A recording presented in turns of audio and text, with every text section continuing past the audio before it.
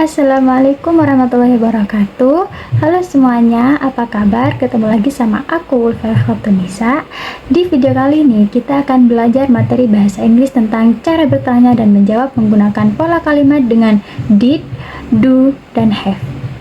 Sebelum masuk ke contoh, ada aturan utama yang wajib banget kita ingat ya, supaya nanti nggak bingung. Nah, jika kalian pakai pada kalimat do, maka kata kerja yang kita pakai yaitu bentuk verb 1. Jika kalian pakai kalimat did, maka kata kerja yang dipakai yaitu verb 2. Dan jika kalian pakai kalimat have, maka kata kerja yang kita pakai yaitu verb 3.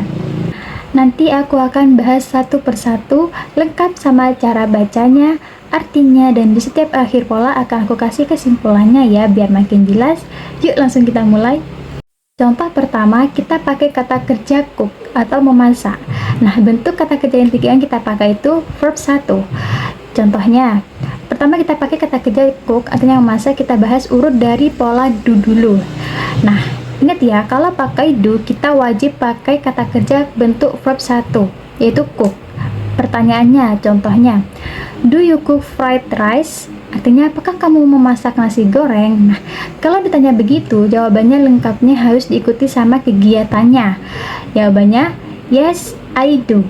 I cook fried rice. Nah, terus kalau kita mau tanya benda apa yang sedang atau biasa dilakukan, jika pertanyaannya, what do you cook? Apa yang kamu masak? Maka kalian jawabnya I cook fried rice, artinya aku memasak nasi goreng. Jadi teman-teman, kalau kita pakai kata bantu do, maka kata kerja tetap bentuk asli atau verb 1, nggak ada perubahan. Nah, kalau menjawab cukup bilang yes I do, terus ulangi lagi kalimatnya pakai kata kerja bentuk verb 1 itu tadi.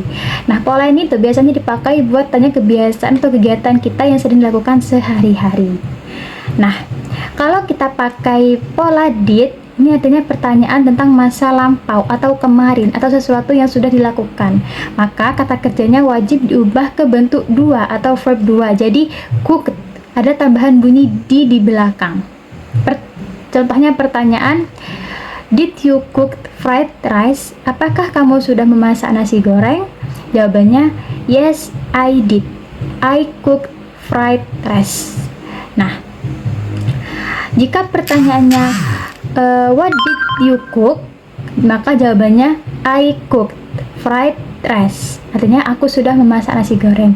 Jadi kesimpulannya buat pola did ini, jika kita memakai kata bantu did, tandanya ini pembicaraan soal masa lalu atau sudah terjadi.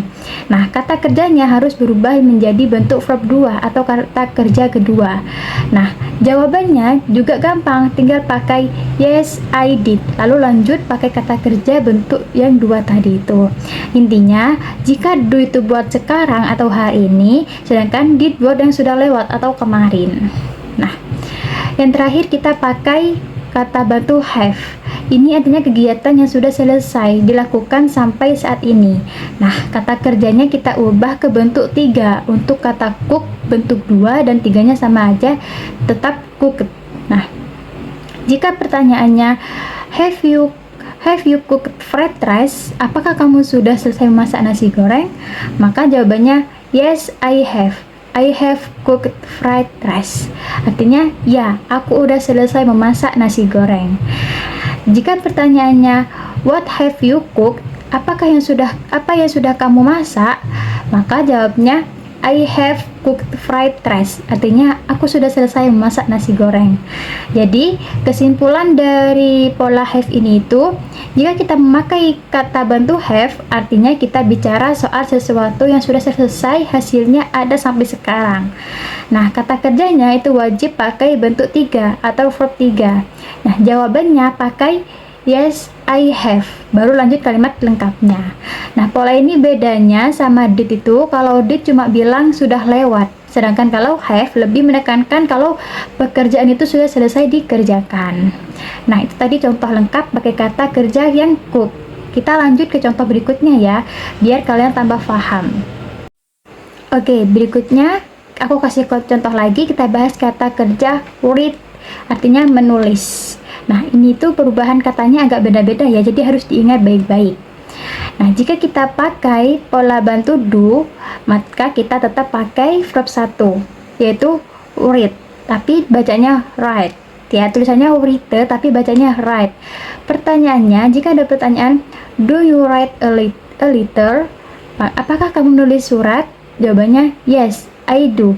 I write a letter. Jika ada pertanyaan, what do you write? Maka jawabannya, I write a letter.